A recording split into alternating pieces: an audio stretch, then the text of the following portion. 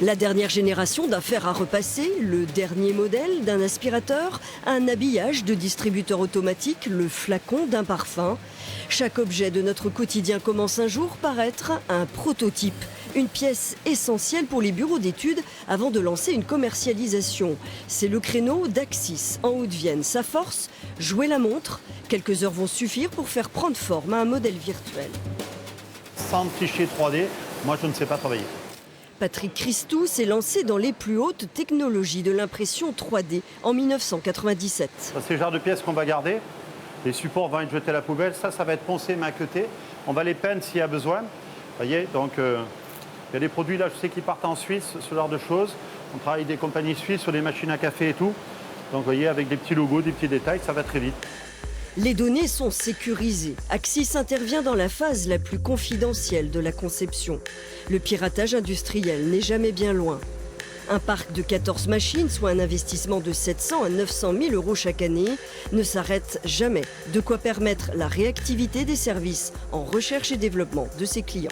Là, ça leur permet de faire les dernières modifications au niveau des produits, aussi bien au niveau de l'Espagne qu'à Singapour ou Bombay.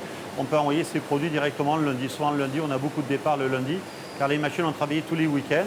La consommation évolue, la production aussi.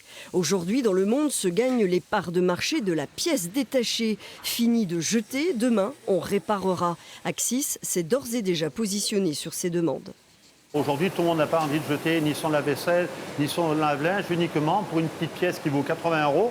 Mais en fait, on n'a pas envie de changer maintenant. Et effectivement, il y a un marché qui est très très porteur. Aussi bien aujourd'hui, par exemple, dans les cas des navires qui se promènent en pleine mer, ils ont carrément leur machine. On envoie les programmes carrément sur la machine. Ils fabriquent eux-mêmes leurs pièces de rechange. Et ça permet de continuer à travailler, à se déplacer. Patrick Christou est souvent entre deux avions. Il est présent sur les salons mondiaux du prototypage. Il sait comment innover pour répondre au mieux aux codes de ses clients. En Asie, il faut que ce soit vraiment flashy. Vous allez dans les pays arabes, il faut absolument que ce soit flashy, il faut que ce soit très très fort au niveau des couleurs. Dès que vous revenez dans les pays européens, souvent de fois, les couleurs sont, on va dire, un peu plus mates, un peu plus sobres, donc avec des gris clairs, avec des pastels, mais qui vont être des fois un peu moins flashy. Donc le fait de faire beaucoup de voyages à l'étranger et surtout beaucoup de salons nous permet de voir différentes cultures et de proposer des services qui vont un peu s'apparenter à la recherche de chaque pays. On l'a compris, Patrick Christou a les yeux partout et toujours une longueur d'avance, une niaque qu'il tire de ses origines limousines.